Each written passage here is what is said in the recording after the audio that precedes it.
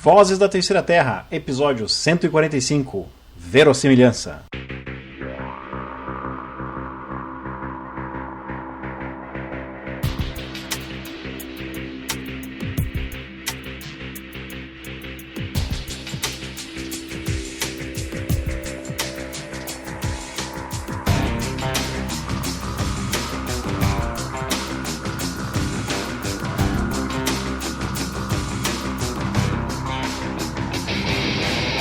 Começando o Voz da Terceira Terra, número eu esqueci de novo nessa contagem maluca que eu faço. Eu sou o Marcelo e eu estou aqui com os meus apresentadores de oportunidade. Rafael Bezerra. Opa, é nós aí na fita. Chicago. Yo. Renato de Recife. Opa, tô aqui. E por pouco você não tá no Hemisfério Norte, né? Mas a gente tá com um cara do Hemisfério Norte, sim. O João Mariano, lá outro continente, outro hemisfério e outra... Não, a mesma língua. Ou quase, né? Né? Há controvérsias. Se ele fala muito rápido a gente não entende. E aí, João, boa noite. Tá tudo bem com vocês? Como vocês estão? Aí é boa tarde ainda, né? Que horas são? 3 horas da tarde? Boa noite, são 10 horas aqui. Boa tarde da noite, né? Boa tarde da noite. São 10 horas... Peraí. Aqui é menos 3, tá certo. Menos 4. Aqui é menos 4. Menos 3, gente. Pra mim é menos 4. Você é menos 4. A gente tá 3 fusos horários. Renato, aí é menos 2, né? Fala que é menos 2. Sei lá, qual é a hora dele? Não é menos 2. Tudo bem. Nós estamos, eu quis dizer que nós estamos a menos 4 em relação ao João, não que estamos no horário GT, sei lá. Peraí, Portugal é mais 1. Ô, João, Portugal é mais 1. Vocês estão pra esquerda da Inglaterra e Portugal é mais 1? Sim, parece que sim. Acho que a Europa inteira, pra implicar com a Inglaterra, tem um fuso horário só, né? Que é o mais 1 em relação à Inglaterra. Hã? Nós estamos no meridiano Greenwich. Estamos no meridiano Greenwich, ali parte. Mas como todo bom jogador de RPG, mais 1 sempre é melhor que mais 0, né? É verdade. Ai, Jesus. Bom, antes de a gente começar a gravação aqui, a gente estava discutindo sobre as notícias. Algumas notícias não tão novas, mas tive que ligar o microfone, senão vocês iam gastar as notícias antes de a gente começar a falar. Então, a bola da vez é a licença de Star Wars, que a Fantasy Flight Games comprou, acho que ano passado, ou há 2 anos atrás, e finalmente começaram a aparecer algumas coisas. No dia 20 de abril, apareceu uma caixa e a explicação do como é que seria mais ou menos o joguinho de miniaturas, chamado X-Wing Miniature Game, inclusive já explicando as expansões, o preço. Sofreu uma pequena atualização, né, a notícia, só que depois, no dia 30 de abril, apareceram já as ilustrações daquelas dummy packs, não é de verdade, né? Mas das caixinhas, como é que seriam vendidas Os blisters. Os blisters, isso, das navinhas. Essa notícia também sofreu uma atualização no dia seguinte. Eu não consegui descobrir que alteração foi essa nas notícias. E, bom, beleza, jogo de miniatura. Eu tô interessado no RPG, não tô interessado no jogo colecionável. E eu achei numa loja de RPG que eu frequento na internet, acho que semana passada ou semana retrasada, eu achei uma pré-venda de um jogo de RPG. De Star Wars pela Fantasy Flight. Falei, nossa, que legal. Eu falei, salvei a página, falei, vou entrar aqui depois, esperar meu cartão de crédito fechar. Meu cartão de crédito fechou acho que 2, 3 dias depois. Voltei lá para comprar, não estava mais no ar. Entrei em contato com o dono da loja, ele falou, não, a Fantasy Flight tinha pedido pra gente reservar o slot, que nem se faz na Amazon, sabe? Que a Wizards põe aqueles capas aleatórias lá reservando slot de pré-venda, mas depois a Fantasy Flight pediu pra gente tirar. E vocês estão sabendo de alguma coisa, não estão? Admitam, vocês estão sabendo de alguma coisa. Bom, o que vocês acham? A gente sonha, né? O que vocês acham do futuro da franquia Star Wars pela Fantasy Flight, desse jogo de miniaturas? Vocês estavam o Rafael, tá por dentro, né? Piloto rebelde, afinal de contas. Assim, eu não acompanho muito assim, a Fantasy Flight, não. Mas eu vi assim, esses blisterzinhos aí das miniaturas, das naves, e, cara, eu tô achando muito maneiro. Eu não sei qual é a proporção, mas eu tenho medo de ficar legal e comprometer novamente minha renda aí com o Plastic Crack. Pois é. Especialmente porque eu tenho pouca miniatura de TIE Fighter e de X-Wing, porque elas sempre eram mais caras assim, pra comprar nesses revendedores, sabe? Então, num pacotinho fechado, assim, se tiver um preço acessível, tem grande risco de eu gastar muito dinheiro com isso. Como tudo o que é da Fantasy Flight, não é? Tem aquele apelativo. Pois é. Compro! Na verdade, eu ainda não sofri desse mal com a Fantasy Flight. Até agora não comprei nenhum produto deles, não sou fã do Warhammer, nem nada assim. Agora a galera aí que gosta de Warhammer tá maluca com o lançamento do RPG, né? Ó, eu tenho jogos, eu tenho alguns jogos de tabuleiro da Fantasy Flight e eles são lindos. A qualidade, o valor agregado neles, sabe? O material que é feito, o cuidado que eles têm com os tokens, com as cartas, com o tabuleiro, com a arte. Eles com o consumidor também, né? Eles tratam muito bem o consumidor. Eu já perdi tokens aqui chegou meu StarCraft board game com miniatura quebrada. Mandei um e-mail pra eles perguntando como é que eu fazia pra comprar as miniaturas. Não, me diz que tá faltando, a gente te manda direitinho, separado. Incrível mesmo, cara. O que tu precisar, nós atendemos. O pessoal lá é muito gente boa. Teve um amigo meu daqui que ele comprou um jogo até um pouco velho, assim, o do Senhor dos Anéis. O jogo de tabuleiro do Senhor dos Anéis. E não sei se vocês conhecem, que são ilustrações do John Howe, que são 2 tabuleiros, um que você mexe com os 5 hobbits em cima e embaixo você anda pelos cenários. Não é o Hobbit o nome? Não, Senhor dos Anéis, Lord of the Rings. Não, é o do Knizia, é o do Rainer Knizia. Exatamente, esse mesmo, esse aí. Eu sei qual é. E do amigo meu veio 2 hobbits iguais, acho que vieram 2 Pippin, e ao invés de ver um hobbit diferente. E aí você vem com um quadradinho que é Proof of Purchase, né? E ele achou que ia ter que mandar aquele quadradinho pra Fantasy Flight, porque ele reclamou, olha, vieram com 2. Aí eles falaram, não, pode deixar que a gente tá colocando no correio pra você aqui. E sabe, mandaram pra ele assim, sem ele precisar provar que tinha um jogo. Outra coisa, né? Mas e aí? Então vocês acham que a Fantasy Flight vai lançar mesmo essas coisas, apesar deles estarem adiando? Posso falar um segredinho? Vai ficar só entre nós. Só entre nós. Eu conversei com o pessoal da Fantasy Flight ano retrasado, 2010, 2011 eu conversei com eles em relação a jogos de sci-fi e coisas do gênero. Não é segredo que eu tô enchendo o saco pra tentar lançar o Dark Heresy aqui no Brasil faz milênios, né? E a gente tava conversando sobre franquia e tudo mais, e ele falou assim, Fabiano, se tu gosta de ficção científica, ano que vem vai ser o ano pra ti. Porque nós vamos lançar uns negócios muito bons. Mas ele falou assim com esse sotaque? Não, o sotaque é brinde meu. Ele usou a segunda pessoa do singular assim? Não. Com você? Não, mas tu sabe que outro participante... Die shall not Mas sabe que tem outro participante aqui da Terceira Terra que tinha uma loja aí de RPG e colecionáveis e não sei o quê? Não de RPG, né? Mais de colecionáveis. E ele falou que tava pra sair, sim, no início de 2012, iniciozinho, o jogo de miniatura e o card. Mas, aparentemente, resolveram ter um atraso aí pra poder replanejar o jogo. Especialmente o jogo aí de card. Eles acharam que não tava tão bom assim e voltaram pra pranchetas de desenho. Antes de a gente começar a gravar, o João Moreno tava falando do joguinho que eles estão pensando em relançar, que é o Netrunners, né? Um jogo de cartas. Sim. Já tá lançado, já tá anunciado. Já tá anunciado. Sim. É um jogo de cartas não colecionável, apesar de que acho que vem no formato do Living Card Game, que é um formato diferente que a Fantasy Flight. As cartas se mexem? Exato, são animadas. Não, podiam ser holográficas e animadas, mas acho que isso era muito futurista. Por acaso o Netrunner é futurista, não é? E o antigo Netrunner tinha sido, salvo erro, pelo Wizards, é uma invenção do Richard Garfield, que inventou Magic the Gathering, e é um jogo que não era colecionável de início, e joga-se com 2 lados, joga-se com a corporação ou com os hackers, como que são uma espécie de runners como no Shadowrun. E eles não só vão reeditar o jogo, vão relançar, mas vão pôr no universo criado por eles do Android, que acho que é um jogo de tabuleiro que eles têm de investigação com cyborgs e androids e não sei o quê. Então vai ser... Eu quase comprei esse jogo. Eu segui, agora ele não tá fazendo mais isso, eu segui um canal de um cara chamado Scott Nicholson. O canal dele no YouTube chamava Board Games with Scott, que ele fez durante anos, acho que, nossa, eu vi 2008 desde 2007, assim, você vê ele envelhecendo, sabe, ele começa barbudo e ruivo, e hoje ele tá completamente grisalho, assim, nos vídeos. E eu costumo selecionar os jogos de tabuleiro que eu vou comprar, vendo as resenhas dele. E ele começou falando muito bem desse Android, que é um jogo quase RPG, de contar histórias, de dramático, não sei o quê. É um jogo de 4 horas, desses assim que você precisa investir tempo, é que nem jogar Arkham Horror.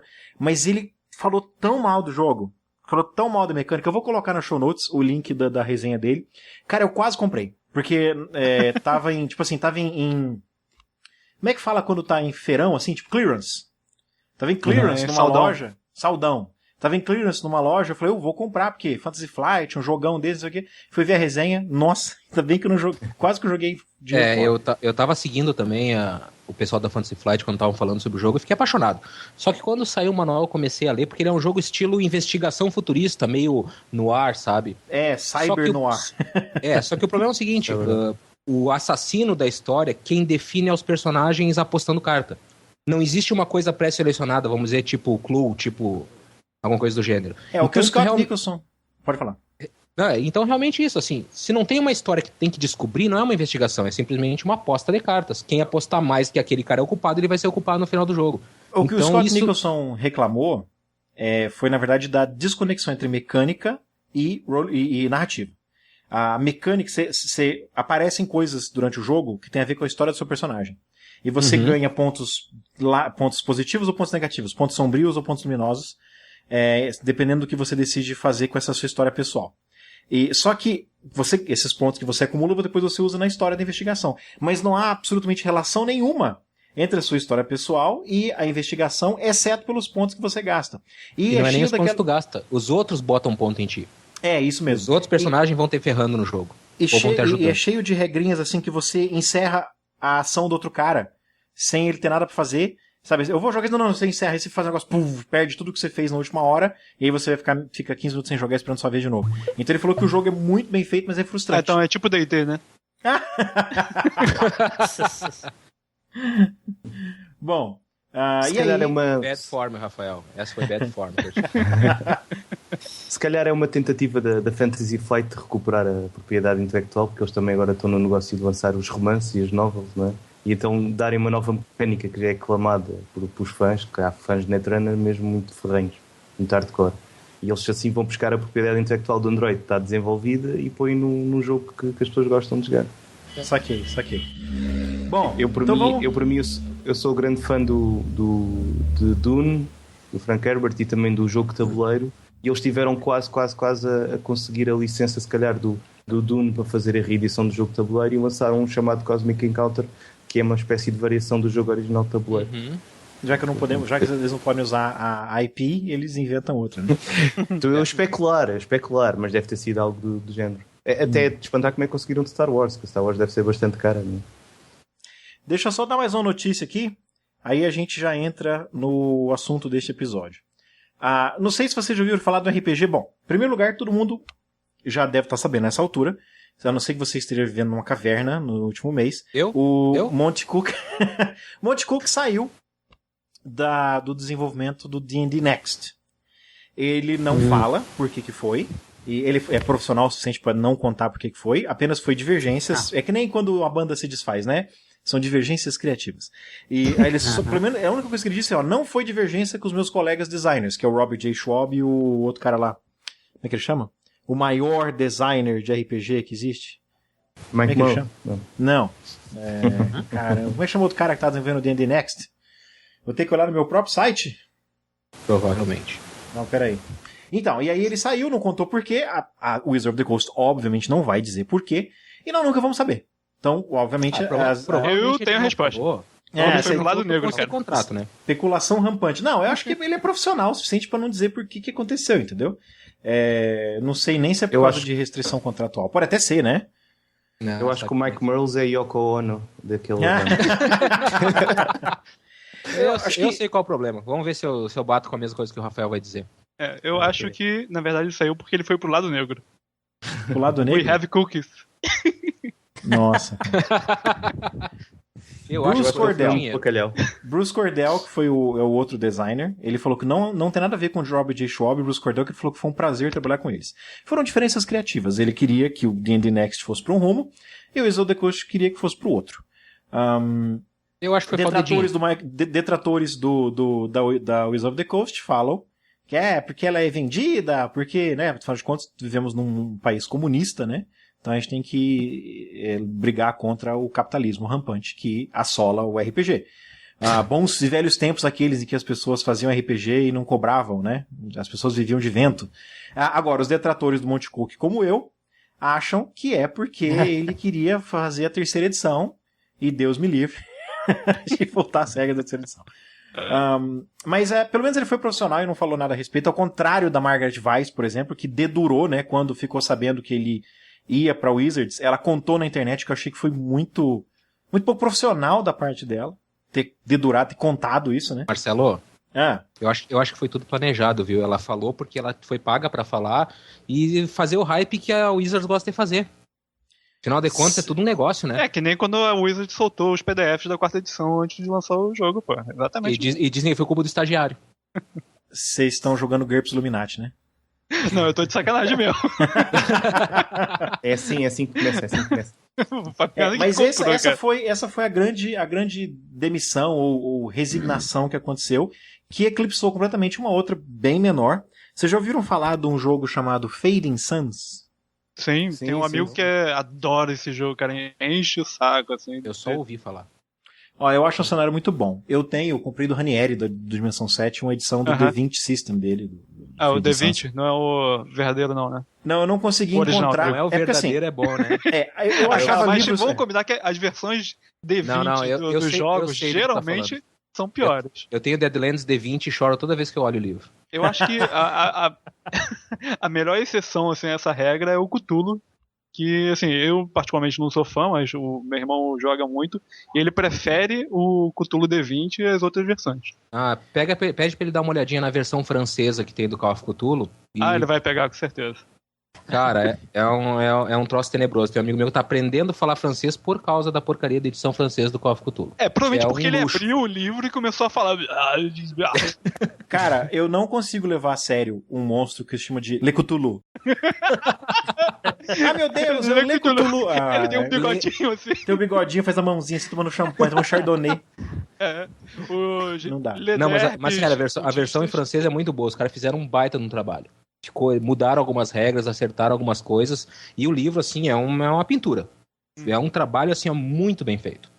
Eu sei que livro é esse. O Eli, que já apareceu em alguns Canal 2, em alguns Vozes da Terra, falando sobre o Lovecraft, ele voltou recentemente da França e trouxe esse livro. Comprou por causa da arte. Ele não, o livro é... Cara, aquele livro é lindo. Sabe, tipo, Mundos da Magia, vocês lembram daquilo? É mais bonito. Porque tem... Sim, tem Lovecraft. Bom. É Lovecraft? Eu queria ter comprado. Eu queria ter comprado especiais, né? Tem cores que vieram do espaço, então fica mais bonitinho. Exato. Eu ainda acho que também é um artefacto espetacular. Eu ainda acho que a cor que veio do espaço é o Flicts, sabe, do Ziraldo? Cara, vocês lembram de Flicts? No final, o Flicts ele vai morar na Lua, né? Lembra que a Lua não é branca, a Lua é Flicts. Aí ele volta, depois do que ele encontrou na Lua, depois do que ele viu na Lua.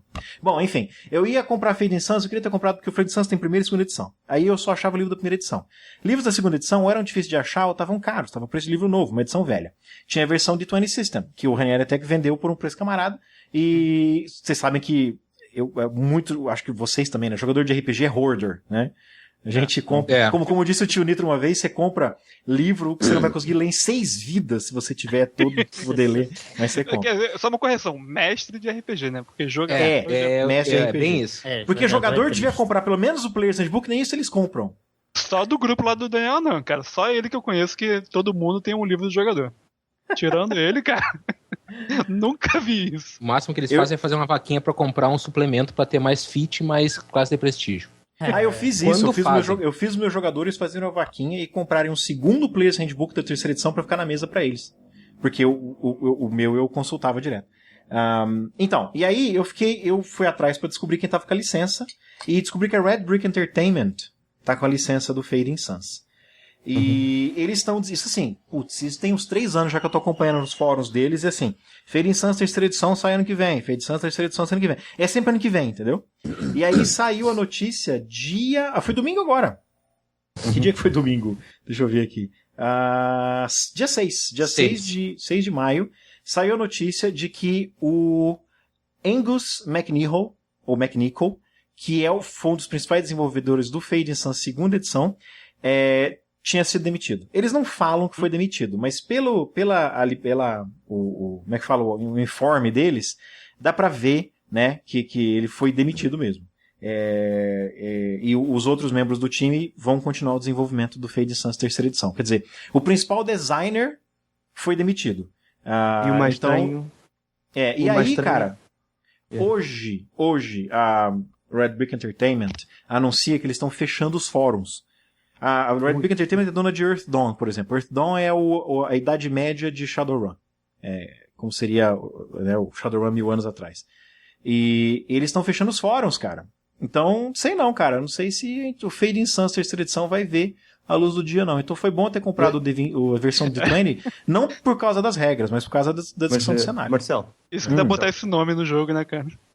O mais estranho é que eles dizem que não vão usar nada do que foi produzido por esse developer.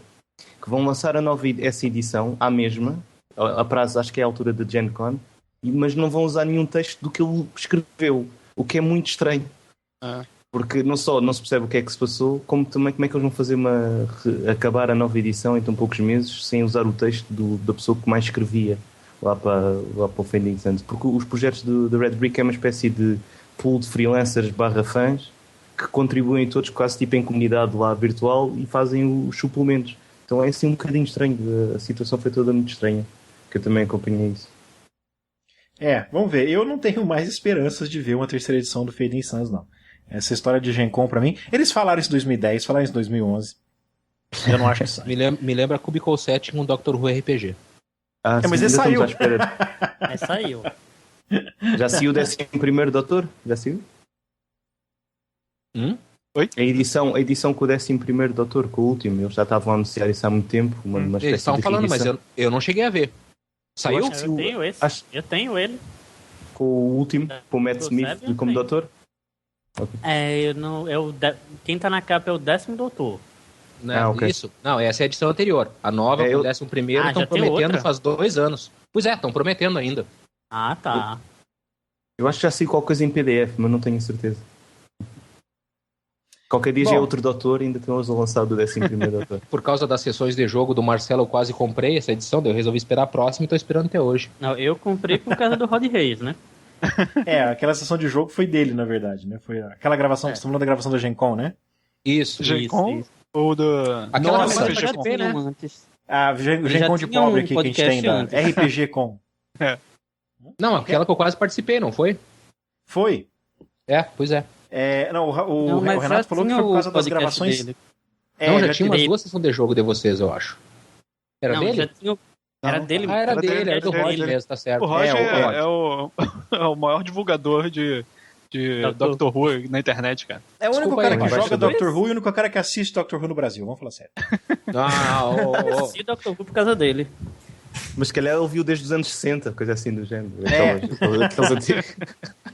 Como é que chama o Doctor Who que ressurgiu? Steven Tanner? Não é que ele chama? O David Tennant é o David Tennant, 10º. É o É 10º. o 10º doutor. Mas Mas o primeiro preferido da nova preferido o primeiro da nova série era um do Era o norte. destro, que era o destro do G.I. Joe.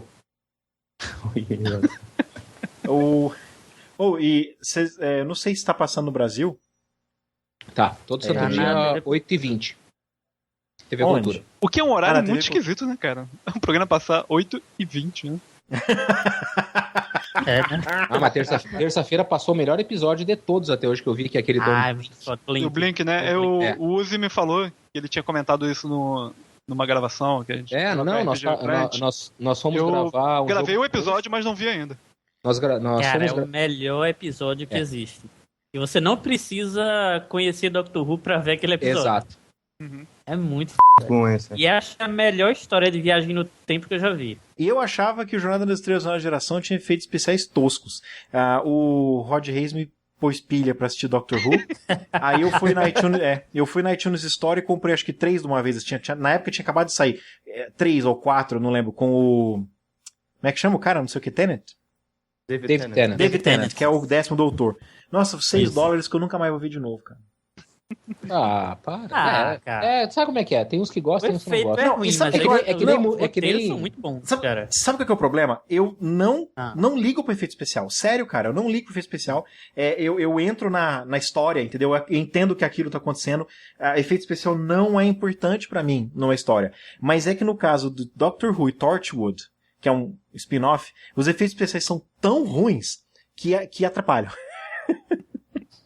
Que bom. Marcelo, se calhar não gostas é de Doctor Who e os efeitos ainda ficam mais a parecer piores, não? Vai ver Blink. Primeiro vê Blink, depois tu reclama do nome. Veja Blink, Não, depois Blink você é reclama. Não, eu tô jogando meu dinheiro fora com Grimm, que é outra série que tá me decepcionando também. Começou super bem. Qual? Grimm é assim, é um detetive que descobre que ele dos é contos de descendente de fadas. uma longa linha de caçadores, que os contos de fadas são de verdade, mas eles são Isso, terríveis, isso. irmãos Grimm, assim. E ele é um detetive ligado. do mundo das fadas, assim. E começou super bem, cara, mas... Eu não dá. gostei, cara. O seriado de detetive que eu Desde sinto o falta é o começo eu não Brimstone, gostei. só. O Brimstone era bom. Era. Como todo bom seriado acabou cedo. É, O porque... Grimm e Once Upon a Time é- fazem lembrar uma série de cómics que é o Fables. E então eu Isso, comento isso. sempre Mas é ao que o Fables. Brimstone, ele começa com aquele problema que ele definiu quantos caras que escaparam do inferno que ele tinha que encontrar, né? Sim. Então aí chega uma hora que acaba, que você tem que começar, você tem que dar uma enrolada, né? Pois Cara, é. escapa de novo. Escapa Tem que de mudar de outro, paradigma certo? como o Fringe. Foge Já- mais uns, de brinde, assim. Já não te fechar matei a janela. antes, né? Faz que nem caça-fantasma, abre o receptáculo. É. É. E não Plot olhe, não story. olhe para o receptáculo. Ok, então tá bom, vamos para o que interessa nesse episódio 145 do Voz da Terceira Terra. Acho que a gente já tá entrando no episódio 146, hein? O pessoal Esse reclamou que aí o foi o anterior... VTT News. O pessoal reclamou que o do anterior foi muito curto. Então esse vai ser mais longo, de propósito. Deixa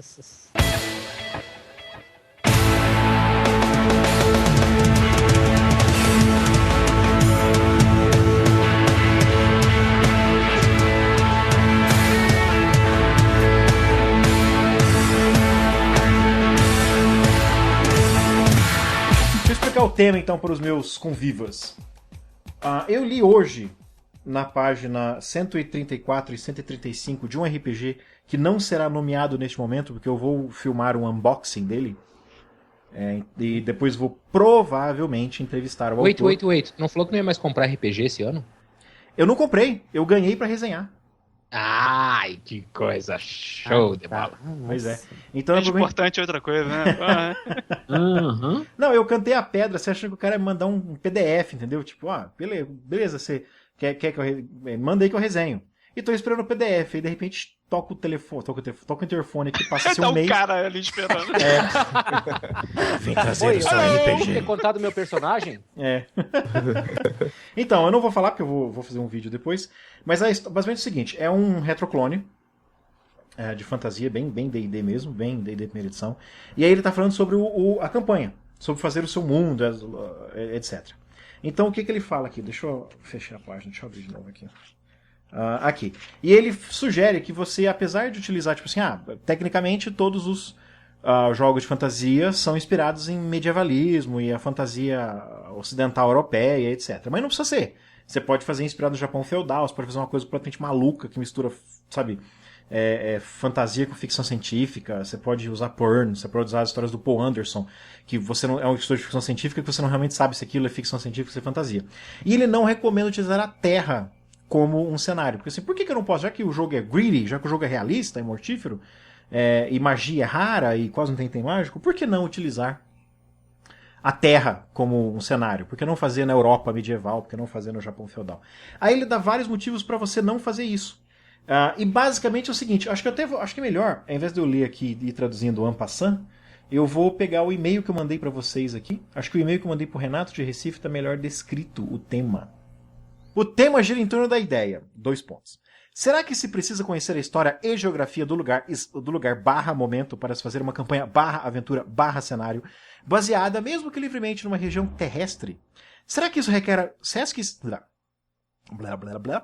Será que isso sequer é uma boa ideia? Se o GM conhecer bastante da história de um país e os jogadores não, isso cria um jogo frustrante pro GM?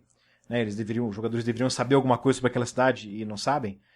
E se por um acaso acontecer o contrário, se um ou mais jogadores souberem mais sobre aquele lugar do que o GM, isso destrói o suspension of disbelief, porque eles se dão conta de que aquele cenário não é real, que o GM não sabe tanto quanto ele deveria saber sobre aquele lugar ou aquele tempo? Numa campanha histórica ou fantástica, se cada lado conhecer, por exemplo, você tem... vou pegar um ótimo exemplo que é... Você quer fazer uma aventura no Brasil durante a vinda, no período da corte portuguesa no Brasil. Você tem historiadores que consideram Dom João VI um estadista. Você tem historiadores, que foram usados para fazer aquela novela O Quinto dos Infernos, por exemplo, que consideram Dom João VI um imbecil. E aí, e se o DM leu um livro e um dos jogadores conhece a outra história? Vai haver conflitos óbvios sobre como certos personagens deveriam reagir, sobre como certas coisas deveriam acontecer. Isso pode gerar, além de suspension of disbelief, gerar atrito, né, na mesa de jogo, e o jogo fica frustrante. Vou dar como exemplo, você optar por usar Nova York no seu jogo, ao invés de Central City. Ou usar o Japão da era Tokugawa, ao invés de a terra de Xianzhen, por exemplo. Né? Então, se você... Todo mundo já deve ter feito isso, eu espero. Fez uma aventura de Street Fighter, ou de lobisomem, ou de vampiro, ou de Era do Caos, que você passa na sua cidade. E aí... Atualmente estou jogando mais de Street Fighter. Pois é. Mas passado no Rio de Janeiro? Rio de Janeiro, obviamente. Então. Por enquanto é no Rio de Janeiro, depois vai no mundo todo. Aí no Rio de Janeiro é fácil, porque que nem foi a sessão de jogo que a gente publicou, que o Debor mestrou do Shotgun Diaries, por exemplo. Que se passou no Rio, e foi ótimo, porque fala assim, acontece em tal lugar. Então vocês sabem como chegar lá.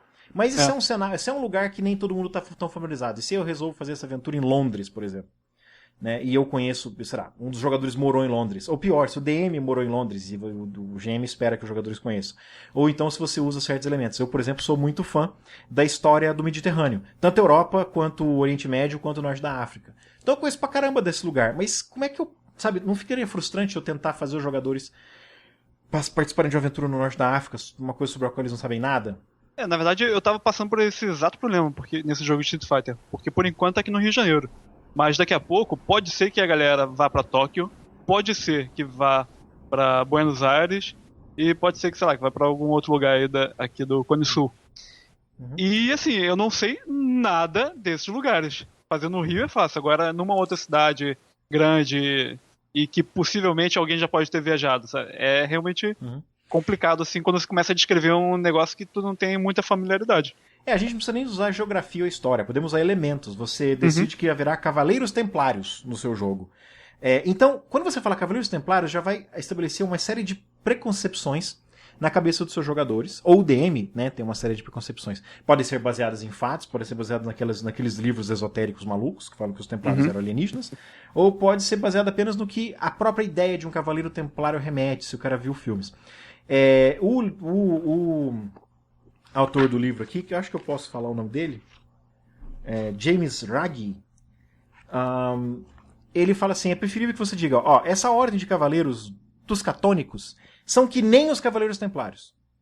Beleza, a pessoa entendeu a ideia desses cavaleiros tuscatônicos, mas não são os cavaleiros templários. Então tudo que você fizer que divergir do que se espera da ordem templária real, tá tudo bem, porque não realmente são os templários. Então, eu achei um raciocínio muito bom, mas um pouco controverso. E eu sou culpado de ter utilizado cidades reais, pessoas reais e eventos históricos reais nos meus jogos.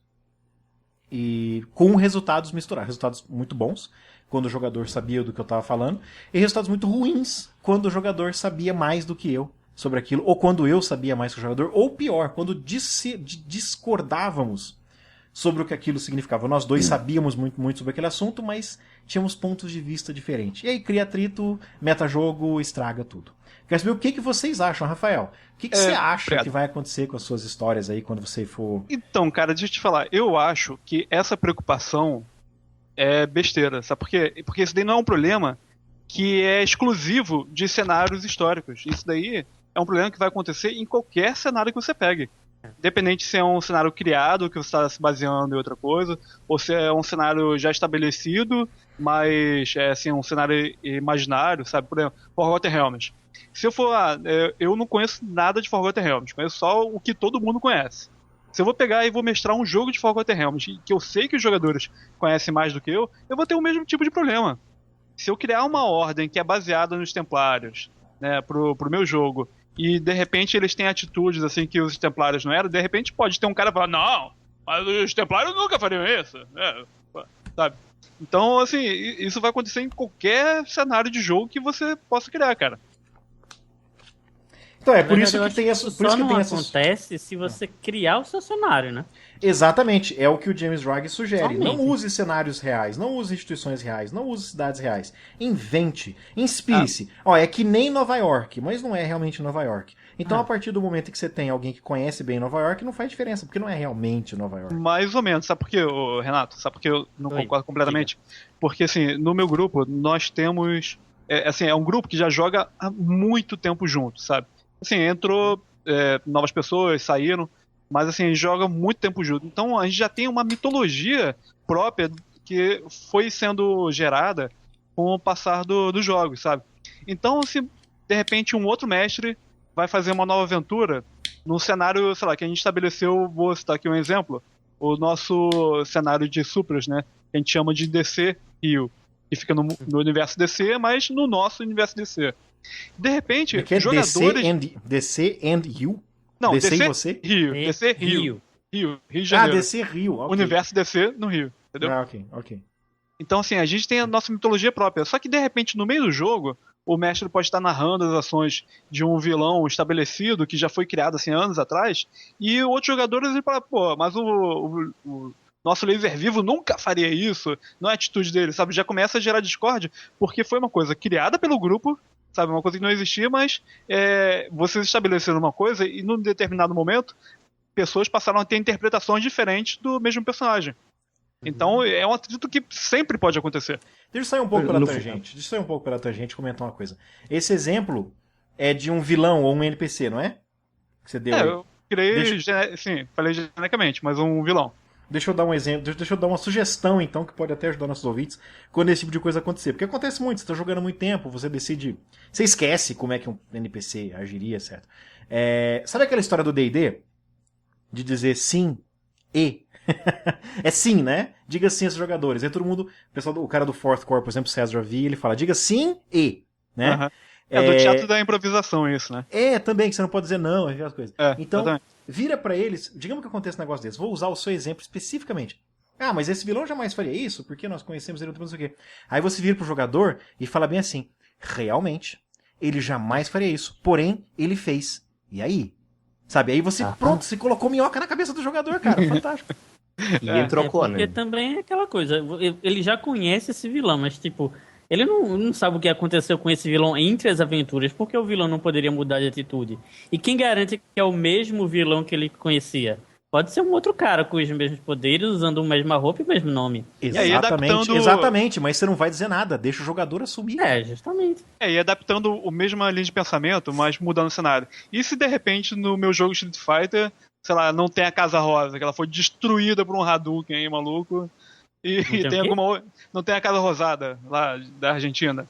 Não, entendeu? A gente... bem, então. A gente, assim, o mestre sempre tem liberdade de fazer suas próprias criações, né, cara? Então, assim... você pode usar o approach de realidade alternativa. Aquilo não é a Argentina, é a Argentina da sua realidade. E cada jogo eu vejo dessa forma. Cada vez que você está contando uma história, você está criando uma história nova, uma realidade diferente. E assim, como eu costumo jogar muitos jogos de cenários, de histórias assim, estabelecidos, tipo o Pendragon, como eu gosto também muito de usar o universo Star Wars, o universo dos filmes, dos mutantes e tal.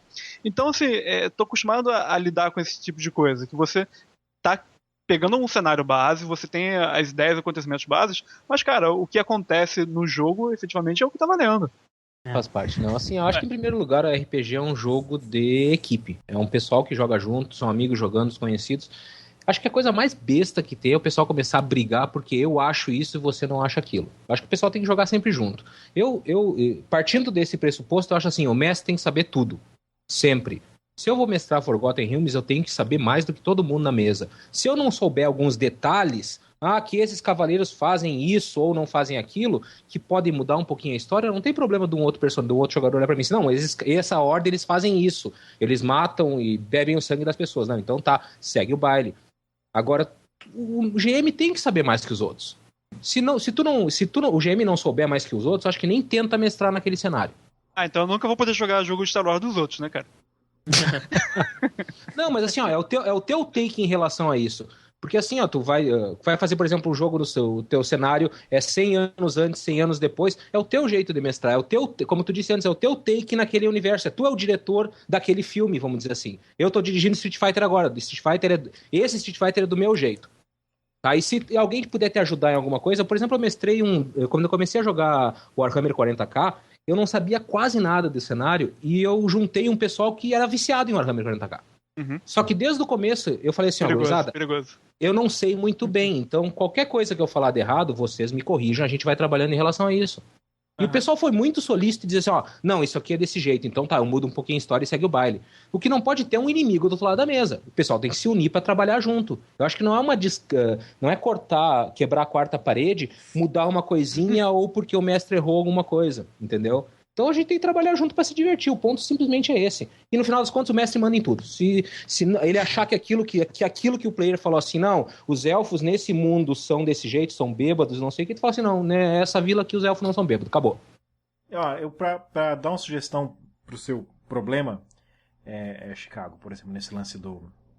Engraçado, no episódio anterior eu tava chamando de Fabiano, né? Agora nesse é Chicago. Mas enfim. Só a mesma pessoa, viu, Vintes? Então, quer dizer, a gente acha, tem certeza? Né? Pois é. É você conseguir um co-DM, um co-GM.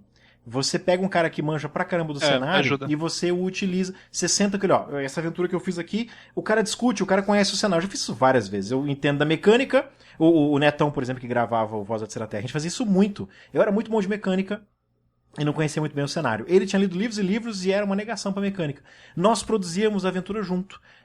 No caso, quem geralmente mestrava era ele e eu lembrava da mecânica.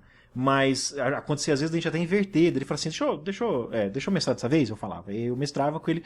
A gente preparar as aventuras juntos. Claro que esse jogador vai ser um jogador especial. Ele vai ser um quase NPC. Eu diria... Tem uma expressão pra isso. É um coach. Como é que fala? Treinador. Cara, treinador. Muito obrigado. Ele vai ser um treinador ali junto, entendeu? Intermediando entre você, que é o diretor do time, e os jogadores, que são os jogadores. Nessa metáfora com esporte.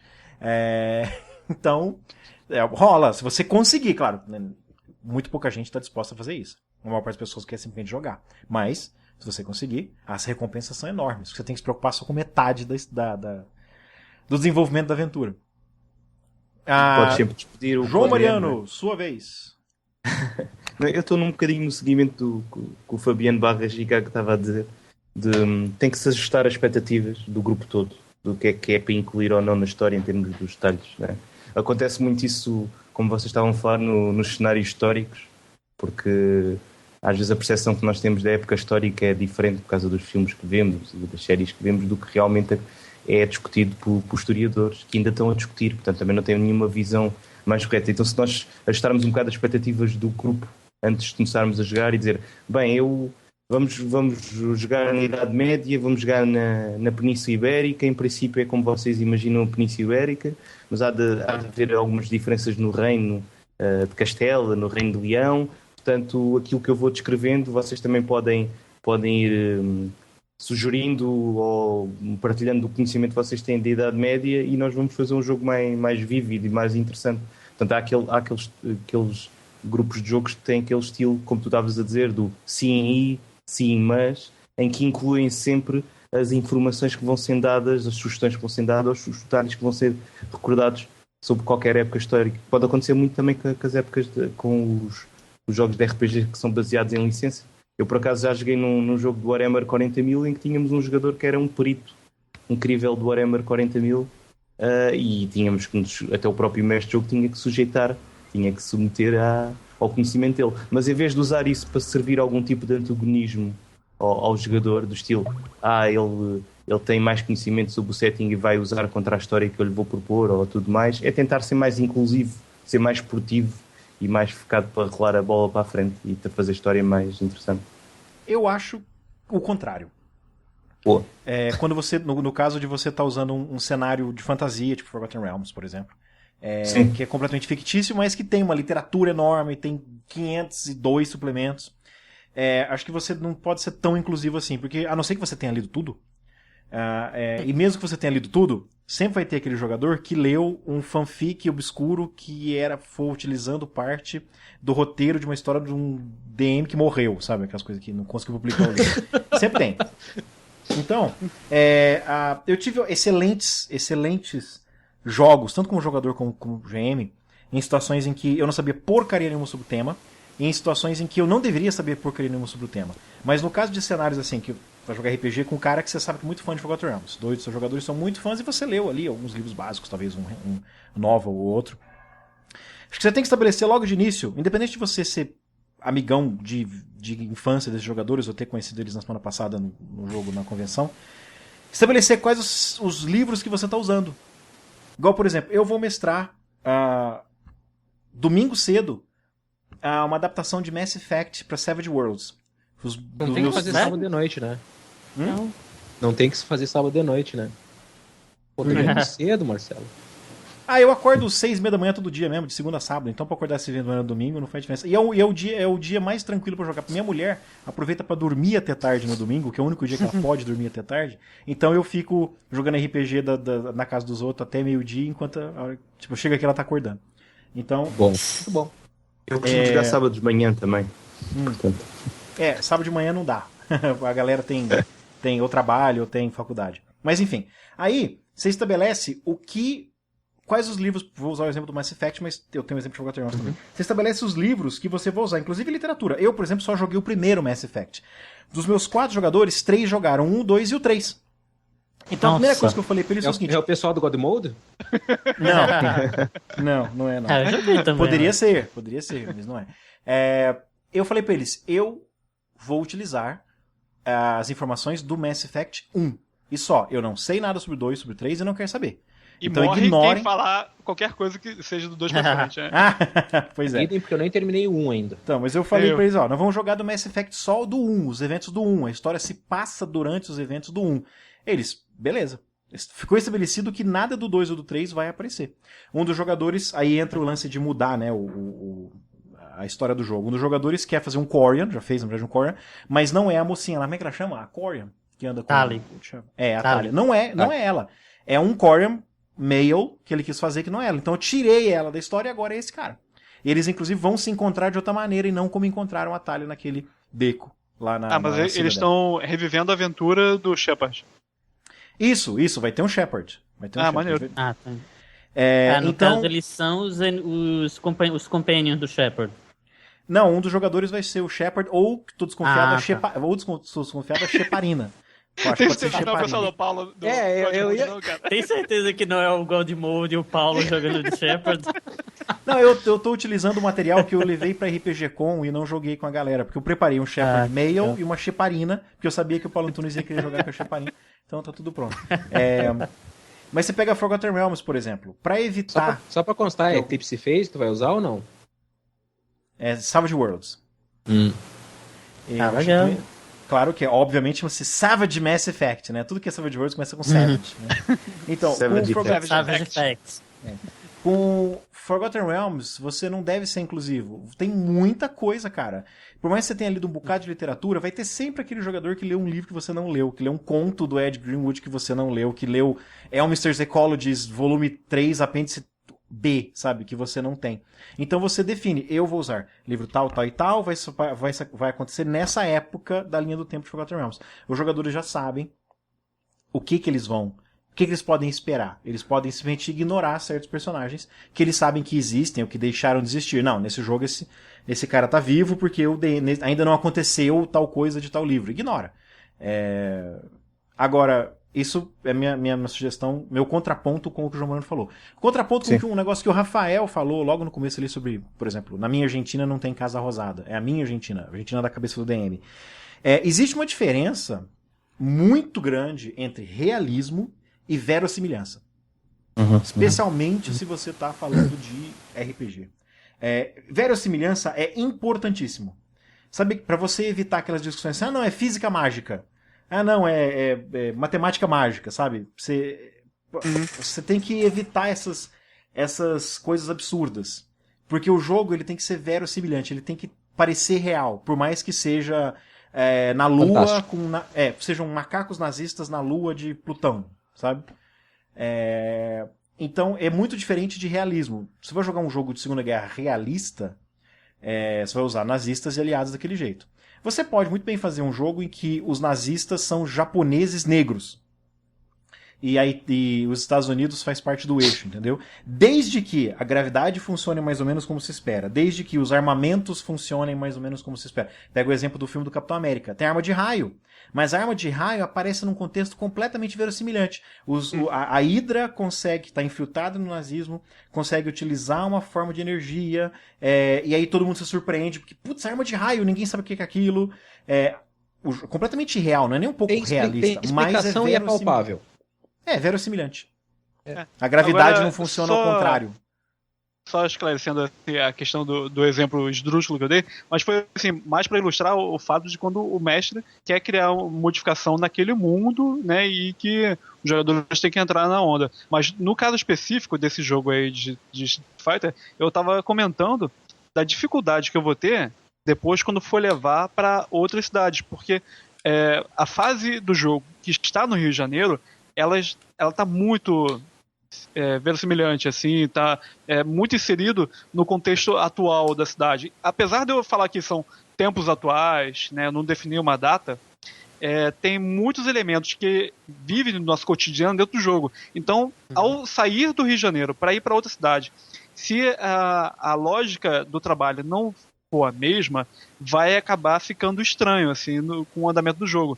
E essa era a minha preocupação, de quando eu fosse levar para outra cidade, se eu ia ter o conhecimento bastante dos lugares, se eu conseguir estudar o bastante, para poder fazer uma descrição inclusiva dos jogadores, para eles se sentirem dentro daquele ambiente estranho. Em Street Fighter, parece besteira, mas é muito importante você poder descrever bem os locais, né? Porque você tem esse negócio dos guerreiros mundiais, cada lugar tem uma cara diferente, tem uma sensação diferente. Então deu para construir o Rio de Janeiro com uma sensação bem diferente. Inclusive, cada luta organizada que o pessoal participava, eu fazia questão de escolher um ponto da cidade e que era arena, sabe? Então dá para imaginar claramente os dois personagens assim na tela do monitor com o fundo assim do cenário, sabe?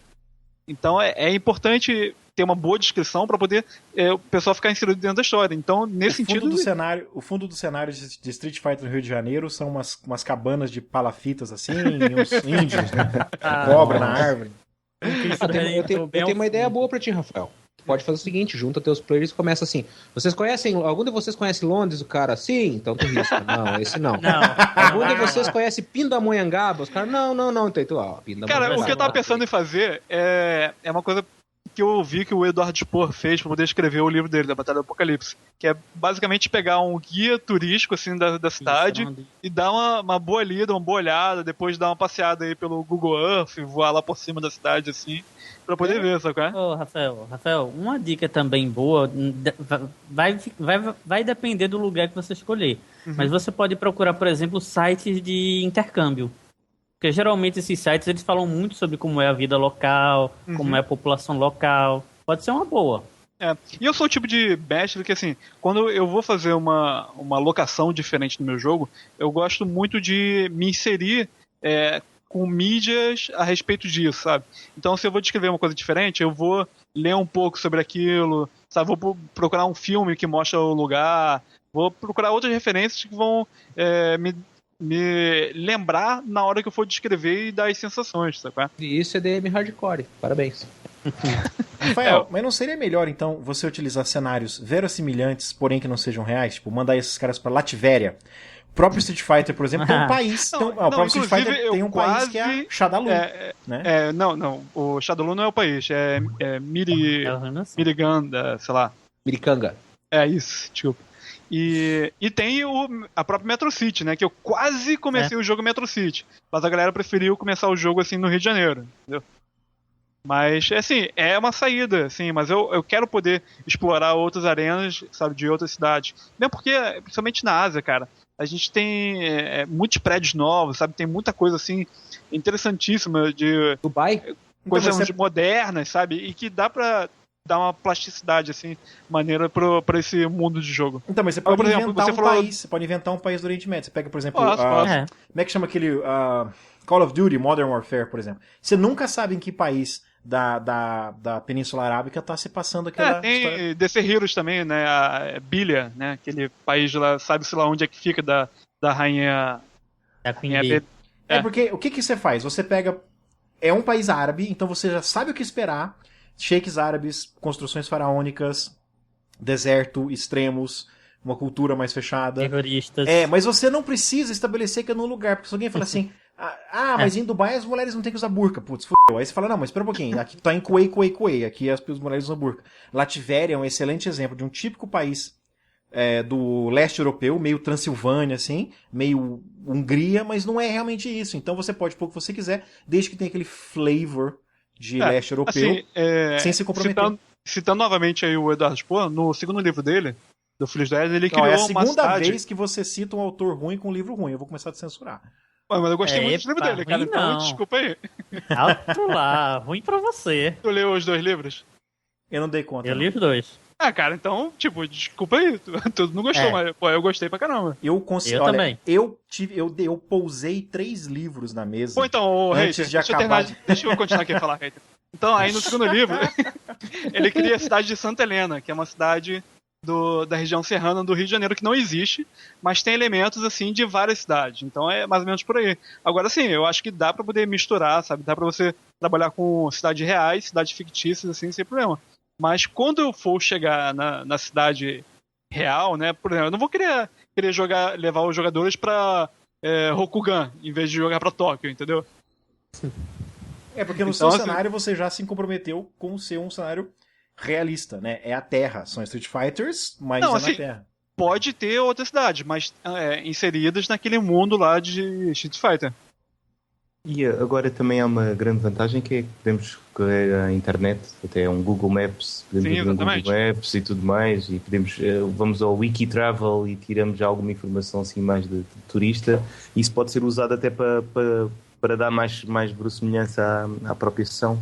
Temos um conjunto de dados quando estamos a falar de um tempo presente e atual e real, é muito mais fácil extrair essa informação. Uhum. Mas depois lá está, depende da postura também dos jogadores. Como é que eles estão, se estão nessa onda de questionar logo o que tu estás a querer dizer, mal tu cometas algum erro ou não, e usar isso contra a oposição no cenário ou não. Né? Há bocado estávamos a falar do Forgotten Realms, ou vocês estavam a falar do Forgotten Realms, e não me deixo de lembrar que o D&D também passeia muito pelo conhecimento do personagem, do jogador, contra o que o mestre de jogo também sabe ou não. Né? Que há essa relação muito antagonística. Mas eu acho Se eu que... conheço as fraquezas deste monstro, então é muito mais fácil matá-lo e tudo mais. Eu acho que nesses casos é que entra a questão aí do RPG, né, do teatro de improvisação, que é o jogo de cintura do mestre com os jogadores para eles irem achando o meio termo aí no meio do jogo, né? Mas agora existe o outro extremo também, que eu quero ver o que vocês acham. Aconteceu uma vez comigo, e eu até gostei, nunca utilizei essa ideia depois como GM, mas aconteceu como jogador. Um dos meus... o Rodolfo, putz, eu fico citando como vocês não conhecessem. O cara gravou 1 ano de Voz da Terra comigo. Ele resolveu fazer um jogo de fantasia passada na era bárbara da Europa, entendeu? Meio tinha romano, mas não tinha, porque a gente ia ser... É a cultura celta, pronto. Sei. Esse aqui ia ser mais pra... Como aqueles visigodos e tal, mas é mais celta mesmo, né? Mais celta primitivo Celta mesmo. ibero. Idade do... Tipo assim, tava começando a idade... Fim da idade da pedra, começando a idade do bronze, assim. E eu não sabia porcaria nenhuma sobre essa era e esse lugar. Então eu perguntei pra ele assim, eu devo pesquisar? Porque meses antes nós íamos fazer uma aventura que se passava no Mediterrâneo, na Grécia, e eu pedi pros meus jogadores lerem eu recomendei, leiam tal livro, tal capítulo da enciclopédia britânica e tal, que é o que vocês precisam saber sobre a Grécia desse período. Pra gente saber. Era o mínimo que eles vão saber pra eles entenderem, pra eles se comportarem, por assim dizer. Pra eles não estranharem, não haver o estranhamento. Pra aquelas coisas serem naturais pra eles. E quando o Rodolfo foi mestrar, eu perguntei, o que eu tenho que ler? Tem que ler alguma coisa sobre isso? Aí ele virou e me disse assim, não, é melhor que você não saiba nada, porque o seu personagem vai ser uma criatura completamente estranha a esse lugar. Então eu quero que esse estranhamento, o descobrimento do personagem, as coisas que o personagem descubra daquela cultura, seja o descobrimento do jogador também. Então eu achei aquilo fascinante, quer dizer, era esperado que eu estranhasse, que eu não soubesse como me comportar. A melhor maneira do personagem não saber se comportar frente a certos costumes ou certos rituais celtas seria o jogador também não saber como se comportar. O que eu ficasse horrorizado era pra passar pro personagem. O que eu estranhasse que eles não fazem e deveriam fazer, ideias revolucionárias. Eu perguntei, mas e quantas ideias modernas eu posso trazer? Quantos conceitos modernos? Ele falou, quantos você se sentia à vontade. Seu personagem é daquele período, mas ele caiu de paraquedas ali. Então, o que você trouxer de ideias modernas vai ser legal, porque eu vou poder utilizar isso como sendo o estranhamento daquele grupo quanto a você. É o outro extremo. É o cara não saber absolutamente nada. Vocês já fizeram isso? O que vocês acham? Eu, por acaso, quando estavas a falar, estava-me a lembrar da possível diferença entre tu descreveres as cenas e os detalhes e expores. Porque, por exemplo, nos jogos de RPG de terror, tu consegues um efeito mais espetacular se tu descreveres as coisas sem enunciar o que elas são, sem rotulares. Lovecraft, né? Efeito mais... Diz? Lovecraft, Diz? né? Que nunca descreve o monstro pra você.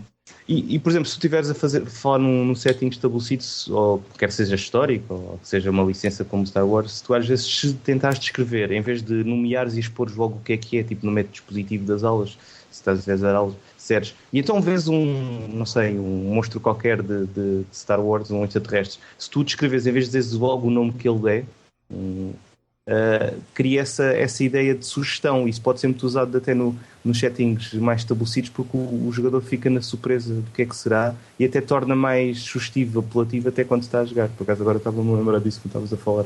Eu fiz isso uma vez com Dragonlance, da primeira vez que apareceram os draconianos. Porque se eu falar draconiano, todo mundo já vem à mente associa. O que é a criatura, já associa. Agora, quando você começa a descrever um homem-lagarto com feições levemente humanas, e dá a descrição mais ou menos como eles são descritos pela primeira vez no romance, causa essa estranheza assim, que é interessante pro jogo, né? Do descobrimento dos próprios jogadores. Além que se for descrito assim por induzindo e sugerindo a imagem, não precisamos propriamente ter os detalhes todos do setting. Eu também. E nós nem precisamos ir a extremos. Como pegar Star Wars, por exemplo, ou pegar alguma ficção científica obscura. Vou mestrar Pern pra vocês, e vocês são novos colonos da Terra que chegaram lá depois de 2000 anos. Podem pegar coisas de agora. O Renato vai mestrar uma aventura de World of Darkness pra gente. E eu estive em Recife 2 vezes por 2 fins de semana, e vocês nunca estiveram. E ele vai usar o Switch Recife. Tudo. Hã? Sabe tudo, conhece a cidade toda já. E nós não nos encontramos, né, cara? Eu não Pois é. Pois é. Chegamos a nos desencontrar uma vez, mas enfim, um dia eu volto aí. É um lugar legal de ir. Então, ou então o João Mariano vai mestrar uma aventura que se passa em alguma cidade de Portugal que ele conhece bem, e eu nunca estive em Portugal. Já é o suficiente para causar esse estranhamento, né? O DM tá completamente à vontade com aquele cenário, e os jogadores, os personagens caem de paraquedas naquele cenário, e os jogadores também. Aí eu acho que até favorece você pegar um ambiente que seja estranho. Rafael, por exemplo, favorece, que nem o Fabiano, o Chicago falou assim, pergunta as cidades que os jogadores conhecem e usa uma que eles não conhecem, que você conheça, né? Além do mais, tu podes fazer sempre referências vagas. Por exemplo, todas as cidades têm um centro. Bem, então estás no centro da cidade e não precisas descrever muito o centro. Não precisas descrever o centro da cidade, não é? Ou se vais ter hospital, Portanto, e a pessoa imagina também com a ideia que tem pré-concebida do sítio onde se está a passar a história. Não é? Portanto, também podes usar esse artifício para deixar até mais no lado de imaginação do jogador ele autodescrever e autotalhar o espaço da história, do que seres tu a teres esse trabalho todo. Não é? Uhum. Alguém quer acrescentar alguma coisa ou podemos encerrar por aqui? Eu vou considerar o silêncio de vocês como um não. Okay. O Fabiano escreveu aqui que ele foi no trono. Então, no trono porcelana. Mas quem cala consente. Ok, então, galera. Este foi o episódio 145 do Voz da Terceira Terra, Verossimilhança. Aí, acabei achando um título enquanto a gente gravava. Eu achei que ia ser Mundo Escolhido, hein? Mundo Escolhido. Eu pensava que era Cai na Fiel. Eu vou guardar esse título para outro momento, cara. Quando o Mundo Escolhido. Eu vou usar isso aí, com certeza. Muito bem. Isso não foi uma minissérie tosquinha da DC? Quando o Mundo Escolhido? Tem uma música do Iron Maiden, When Worlds Collide. Acho que é um filme. Acho que é um filme de ficção científica. Não, tem uma saga da DC com esse nome. É um nome Toda muito bom pra crise ser da Secret DC Saga. é basicamente isso, né, cara? Foi o Marvel vs DC, não? Não. Porque eu sei não que a fala Terra disso. da DC vence porque o planeta Terra da DC é um pouco maior, né? Vocês Isso é lembram? o Incorporations Não é Collide, maior, né? porque tem mais gente. Não, porque tem mais cidade mesmo. Tem mais. Porque todas as cidades fictícias estão lá, né? Então, Sem falar que a DC tem mais terras também, né? Pois é, agora já não são Não. muitas. Agora ela só tem 52. A Marvel ainda tem uma porrada. É 1.600 e um bocado que a Marvel tem. Você vê que a Marvel Cara, tem pula, terra né? 9 e pouco. Tem. pula. É mais do que Ela isso, não bicho. pula. Ela não pula, porque a gente não conhece ainda. É verdade. Então tá bom. Mas já Vamos tem fazer- 9 mil e cacetada. Vamos fazer os jabás de vocês. Renato, e aí? O Troféu da Máscara volta, cara? Olha, voltar, eu vou até dar um spoiler pra Spoiler! vocês. Opa! Quer fazer o spoiler? Não, Se- não volta. Se voltar, não depende de mim. Eu até tava conversando essa semana com o Arquimago Leandro, que eu não tenho tempo mais pra gravar, por questão de trabalho. Aí eu passei a bola pra eles, depende deles agora.